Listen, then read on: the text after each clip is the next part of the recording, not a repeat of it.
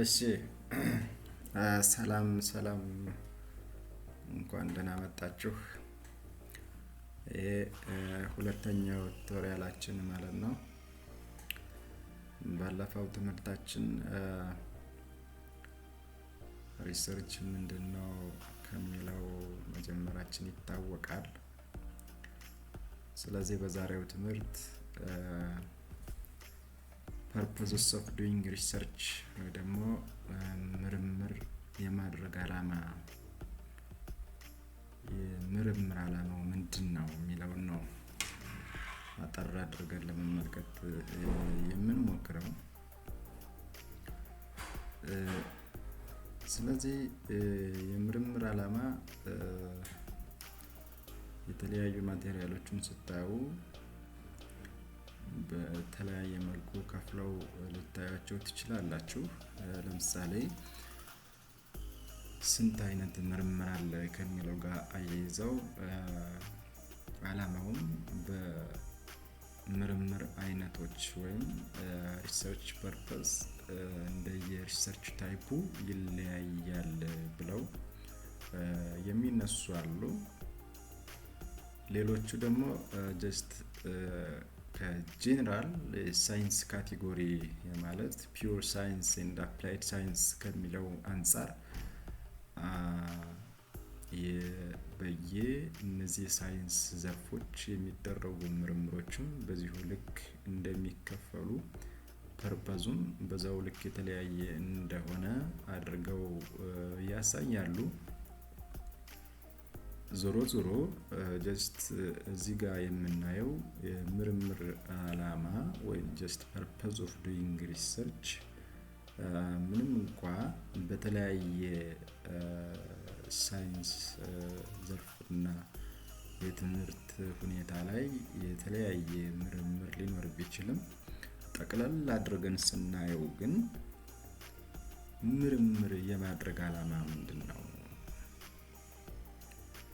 ለምንድነው ምርምር ማድረግ የሚያስፈልገው? ይሄን ምርምርስ መስራት ለምን ያስፈልጋል? አሁን እናንተ ለምሳሌ ይሄን ትምህርት እየተከታተላችሁ ነው። ለምንድነው የምትከታተሉት? ምናልባት ጀስት ጊዜ ተርፏችሁ ሊሆን ይችላል። አለዛ እንደው ሁኔታው ማርኳችሁ ሊሆን ይችላል። ከዛ ውጭ ግን ወይ ሙያችሁን ለማሻሻል ደረጃችሁን ለማሳደግ ወይ ደግሞ አእምሮአችሁን አዳዲስ ነገሮችን እንዲያውቅ ከማሰብ አንፃር ምናልባት ምርምር ለማድረግ ፈልጋችሁ ሊሆን ይችላል እንደ አጋዥ ይሄን ቪዲዮ የምትመለከቱት። ከዛ ውጭ ግን በዋናነት ምርምር የማድረግ ዓላማው ምንድነው? ለምንድነው ሪሰርች የምንሰራው የሚለውን ነገር ጠቅላላ አድርገን ነው ማቅረብ የምንሞክረው ማለት ነው። እሺ እንግዲህ የመጀመሪያው ጀስት እዚህ ጋር እንደምታዩት to achieve new insights ኢንሳይትስ ማለት ግኝት እንደማለት ነው። በእርግጥ ግኝት ከዚህ በፊት የነበረ በኋላ ያገኘ ነው ወይ ደግሞ ኢንቬንሽን እንደሚባለው ሊሆን ይችላል። ዞሮ ምንድነው አዳዲስ እይታዎችን፣ አዳዲስ ሀሳቦችን፣ አዲስ ነገር ለማግኘት በፊት ያልነበረ ማንም ያላገኘው አሁን ባለንበት አኗኗር ላይ እሴት የሚጨምር ወይም የተሻለ ኑሮ ሊያመቻችልን የሚችል ጉዳይ ማግኘት። ለምሳሌ ባለባበስ በጣም ብርዳማ የሆኑ አካባቢዎች ላይ ብርዱን መቋቋም የሚያስችል አለባበስ ከሌለ እሱን ለመመለስ አዲስ ነገር ለመፍጠር ልንመራመር እንችላለን። አለበለዛ በዚህ ደግሞ ለምሳሌ የገበያ ሁኔታችንን ለመጨመር ደንበኞቻችን ቀዝቀዝ ካሉ ደንበኞቻችንን ሊጨምርልን የሚችል ነገር ምንድነው ብለን አዳዲስ ነገሮችን ለማድረግ ልንመራመር እንችላለን እዛው ላይ። ስለዚህ የመጀመሪያው to achieve new insights ማለት አዳዲስ ነገሮችን ለማግኘት ምርምር ሊሰራ ይችላል ማለት ነው። ሌላው ምርምር የማድረግ ዓላማው it may be to portray accurately the characteristics of a particular individual situation or group ያንድን ግለሰብ ወይም ቡድን ባህሪያት ወይም ሁኔታዎችን በትክክል ለማስቀመጥ ልንመራመር እንችላለን።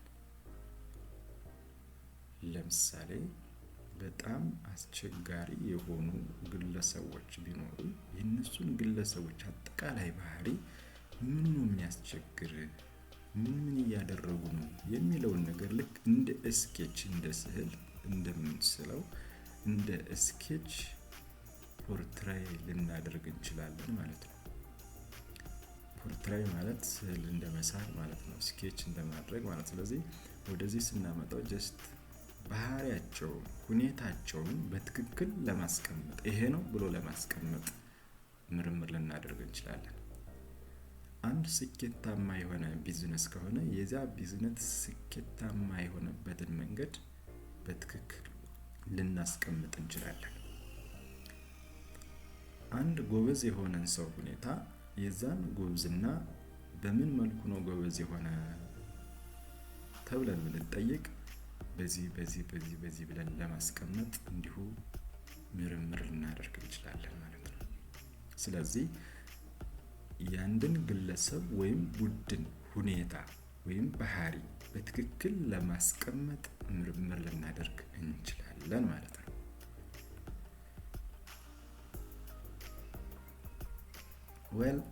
ሶስተኛው ምርምር የምናደርገው it may be just to determine the frequency with which something occurs አንድ ነገር ከናወንበትን ወይም የሚሆንበትን ድግግሞሽ ለማጥናት ምርምር ልናደርግ እንችላለን። ያንድን ነገር ምርምር ለምሳሌ በክረምት ወቅት መብረቅ አለና ያ መብረቅ በየስንት ጊዜው ነው ይሄ የመብረቅ ጓጓታው የሚኖረው የሚለውን ለማወቅ ምርምር ማድረግ አለብን። አለበለዚያ መቼ ነው ለምሳሌ አንድ ቢዝነስ ሱቅ አካባቢ የሚሰሩ ሰዎች ጋር ደንበኞች መቼ ነው በጣም የተሻለ ገበያ የሚኖረን መቼ ነው የሚለውን የዛን ነገር ድግግሞሽ አለዛ ደግሞ የሆነ የሚያምን ነገር ቢኖር ያ ህመማችን በየስንት ጊዜው ነው የሚያምን በአንድ ቀን ልዩነት በሁለት ቀን ልዩነት ወይስ በሰዓታት የሚለውን ያንን ድግግሞሽ ለማጥናት ምርምር ልናደርግ እንችላለን ማለት ነው። ሌላው ምርምር የምናደርገው just it may be to test a hypothesis of a causal relationship between variables እንግዲህ variables ወደፊት የምናያቸው ቢሆን የሚቀያየር ባህሪ ያላቸው ነገሮች ናቸው እና እነዚህ የሚቀያየሩ ነገሮች በተመለከተ የተሰጡ መላምቶችን ለማረጋገጥ እውነትና ሐሰት እውነት ወይም ሐሰት መሆናቸውን ለማረጋገጥ ምርምር ልናደርግ እንችላለን ማለት ነው። ስለዚህ ክቡራን ተመልካቾች ምናልባት በየጊዜው የሚያስቸግራችሁ ውሸት ሊኖር ይችላል ወይም እናንተ ያላመናችሁበት እውነት ሊኖር ይችላል። እሱን ነገር ለማረጋገጥ you have to do research ምርምር ማድረግ ይጠበቅባችኋል ማለት ነው። ስለዚህ መላምትን ግምትን በትክክል ለማረጋገጥ ምርምር ልናደርግ እንችላለን ማለት ነው። ሌላውና የመጨረሻው በዚህ ቪዲዮ የምናየው ያው አጠር አድርጎ ለማቅረብ ማለት ነው we do research just to discover answers to our questions ለጥያቄዎቻችን ለማንኛውም ጥያቄ የአንድን ነገር ድግግሞሽ ለማግኘት ወይ ደግሞ አዲስ ነገር ለመፍጠር ሊሆን ይችላል። whatever የሁኔታዎችን ባህሪያት በትክክል ለማስቀመጥ ሊሆን ይችላል። just መላምቶችን በውስጣችን ያለ ማንኛውንም ጥያቄ ያለ ማንኛውም ፕሮብለም ያለ ማንኛውም ግራ ያጋባንን ነገር መልስ ለማግኘት ምርምር ልናደርግ እንችላለን።